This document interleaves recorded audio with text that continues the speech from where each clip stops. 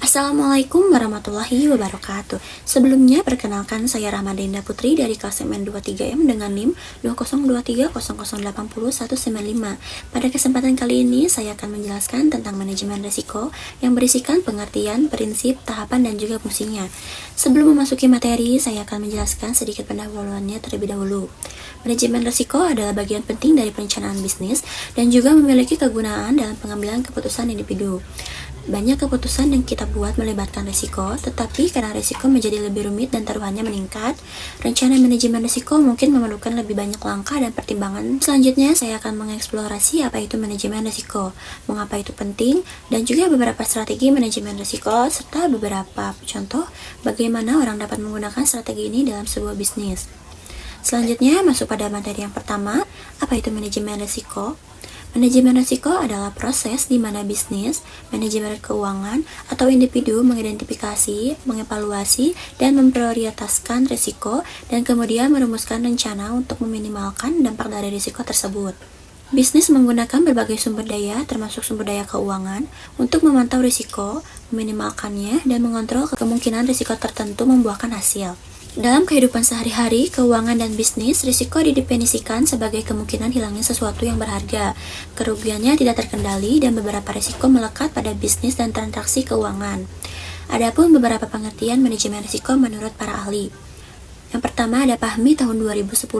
Menurut Fahmi, manajemen risiko adalah satu disiplin ilmu yang mempelajari tentang tindakan-tindakan organisasi dalam mengatasi masalah berbasis manajemen yang sistematis dan menyeluruh. Yang kedua ada Jojo Sudarso tahun 2003. Jojo Sudarso memiliki pandangan yang berbeda. Menurutnya, manajemen risiko adalah penerapan fungsi manajemen secara umum untuk memetakan masalah dan solusinya yang terjadi di dalam sebuah organisasi, perusahaan maupun keluarga dan masyarakat. Selanjutnya ada dari Nosworthy tahun 2000. Manajemen risiko menurut Nosworthy adalah implementation of measures aimed at reducing the likelihood of those threats occurring and minimizing any damage if they do risk analysis and risk control from the basis of risk management, where risk control is the application of suitable control to gain a balance between security, utility, and cost. Selanjutnya, Darmawi 2014. Menurut Darmawi, manajemen risiko adalah suatu usaha untuk mengetahui, menganalisis, serta mengendalikan risiko dalam setiap kegiatan perusahaan dengan tujuan untuk memperoleh efektivitas dan efisiensi yang lebih tinggi. Selanjutnya, menurut Tampu Bullon tahun 2004. Sedangkan menurut Tampu Bullon, manajemen risiko adalah satu proses yang dilakukan untuk mengakomodasi segala kemungkinan buruk dari sebuah transaksi bisnis. Selanjutnya dari Bramantio tahun 2008, berpendapat bahwa manajemen risiko adalah proses terstruktur dan sistematis dalam mengidentifikasi, mengukur, memetakan, dan mengembangkan alternatif penanganan risiko. Selanjutnya, mengapa manajemen risiko itu penting? Manajemen risiko membantu bisnis dan investor menghadapi ketidakpastian sambil melindungi keuntungan, investasi, dan reputasi. Dengan strategi yang tepat, perusahaan dapat bertahan, menetapkan tujuan, dan memanfaatkan peluang. Investor pun berpotensi menjaga pengembalian positif setelah risiko dimitigasi. Risiko bisnis juga berdampak pada masyarakat seperti lingkungan, karyawan, dan konsumen. Misalnya, investasi berlebihan di pasar saham tanpa manajemen risiko dapat mengancam kelangsungan bisnis dan pekerjaan. Tanpa strategi yang andal, risiko berlebihan bisa menurunkan peringkat kredit, mengurangi minat investor, dan juga memicu PHK serta penjualan aset. Sebaliknya, jika risiko dinilai dan dikelola dengan bijak, bisnis dapat meminimalkan kerugian, meraih keuntungan, dan juga menjaga aset serta lapangan kerja.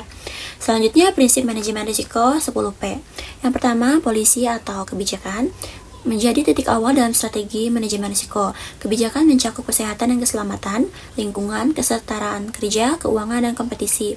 Harus saling mendukung dan menjawab pertanyaan, bagaimana kebijakan ini mempengaruhi risiko yang teridentifikasi. Yang kedua, ada planning, perencanaan.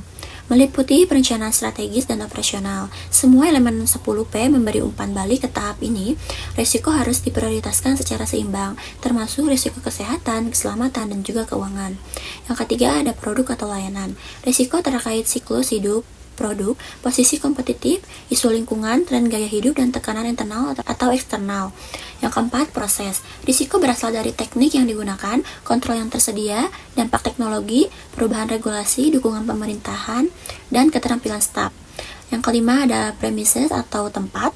Faktor risiko mencakup kesesuaian lokasi, ukuran, status kepemilikan, akses ke pelanggan, serta risiko kesehatan dan keselamatan di tempat kerja. Yang keenam, ada protection atau perlindungan, meliputi perlindungan terhadap karyawan, tempat, bahan, hak intelektual, data, lingkungan, serta aspek hukum dan asuransi. Yang ketujuh, ada prosedur, evaluasi kesesuaian prosedur dengan proses saat ini dan masa depan, dampak teknologi, pelaksanaan, pemantauan, dan efektivitas dalam mengurangi risiko. Selanjutnya ada pembelian atau purchasing performance berkaitan dengan ukuran kinerja yang relevan bagi pemangku kepentingan. Evaluasi mencakup keselamatan, kecelakaan, klaim, kualitas, dan lingkungan. Selanjutnya ada 5 strategi manajemen risiko, yaitu yang pertama, penghindaran risiko. Mengelola risiko dengan menghindarinya sepenuhnya. Beberapa risiko muncul dari pilihan yang dibuat sehingga bisa dicegah. Yang kedua, ada pengurangan risiko atau mitigasi. Mengurangi dampak risiko yang tak bisa dihindari, prioritaskan risiko yang diketahui dan siapkan respons. Misalnya, penggunaan software akuntansi dapat meminimalkan kesalahan pembukuan manual. Yang ketiga, ada retensi risiko atau penerimaan. Menerima risiko tertentu jika dianggap layak. Bisnis bisa tetap berinvestasi jika potensi keuntungan lebih besar dari risikonya. Yang keempat, pembagian risiko.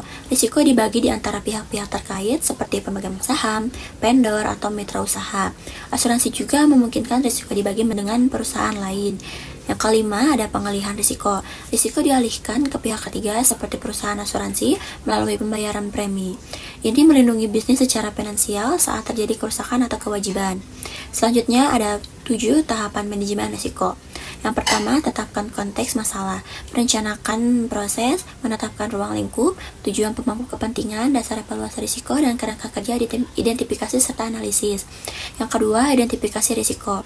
Mengidentifikasi potensi risiko berdasarkan sumber masalah atau masalah itu sendiri memerlukan pemahaman menyeluruh tentang organisasi pasar, hukum, ekonomi, dan sistem bisnis. Kegagalan tahap ini dapat menyebabkan kerugian yang besar. Yang ketiga, ada penilaian risiko. Menilai tingkat keparahan dan kemungkinan risiko. Gunakan data terbaik dan statistik yang tersedia. Rumusnya yang umum, yaitu rumus risikonya tingkat kejadian dikali dampak. Contohnya rumus ALI dari Robert Courtney digunakan untuk analisis keuangan dan perbandingan biaya pengendalian. Yang keempat, ada penanganan risiko potensial. 4 strategi utamanya, yaitu poin pertama ada transfer risiko, mengalihkan risiko ke pihak lain seperti melalui asuransi. Poin kedua, penghindaran risiko, tidak melakukan aktivitas beresiko meskipun berpotensi kehilangan peluang. Poin yang ketiga, retensi risiko, menanggung risiko secara sadar seperti asuransi diri atau captive. Poin yang selanjutnya, pengendalian risiko, menghindari atau mengurangi kerugian melalui kontrol yang tepat. Selanjutnya, nomor 5, ada buat rencana. Tentukan metode untuk setiap risiko dan dokumentasikan keputusan. Rencana harus mencakup pengendalian keamanan, jadwal pelaksanaan, dan juga penanggung jawab. Contohnya, risiko virus komputer dikurangi dengan antivirus. Yang keenam, ada implementasi. Laksanakan metode yang direncanakan seperti membeli asuransi, hindari risiko yang bisa dihindari, kurangi yang lain, dan juga pertahankan sisanya. Yang ketujuh, ada review dan evaluasi. Rencana awal perlu diperbarui secara berkala berdasarkan praktik dan hasil nyata. Tujuannya untuk menilai efektivitas kontrol yang ada dan menyesuaikan dengan perubahan tingkat risiko di lingkungan bisnis. Lalu terbentuklah fungsi manajemen risiko yang terdiri dari beberapa poin. Poin pertama, menciptakan lingkungan kerja yang aman dan terjamin untuk semua staf dan pelanggan. Yang kedua, meningkatkan stabilitas operasi bisnis sekaligus mengurangi tanggung jawab hukum. Yang ketiga, memberikan perlindungan dari kejadian-kejadian yang merugikan baik dari perusahaan maupun lingkungan. Poin yang keempat, melindungi semua orang dan aset yang terlibat dari potensi bahaya. Poin yang kelima, membantu menetapkan kebutuhan asuransi organisasi untuk menghemat premi yang tidak perlu. Adapun contoh kasus manajemen risiko pada bisnis. Contohnya yang pertama, penarikan produk cacat oleh Silver Corp. Risikonya 500 truk mengalami masalah kelistrikan, ditelusuri ke kabel dari distributor dalam 3 bulan produksi. Probabilitasnya dari 24.000 truk, sekitar 2.400, 10% berisiko mengalami masalah serupa. Konsekuensinya potensi tuntutan hukum dan penurunan penjualan. Penarikan kembali diperkirakan menelan biaya hingga 10 juta US dollar, lebih murah dibandingkan kerugian produksi dan reputasi. Prioritasnya, risiko ini menjadi fokus utama perusahaan, dan penanganannya CEO memutuskan penarikan mengganti kabel, melapor ke otoritas keselamatan, dan memberitahu investor. Contoh yang kedua ada risiko proyek konsol game oleh Vantage Software CO.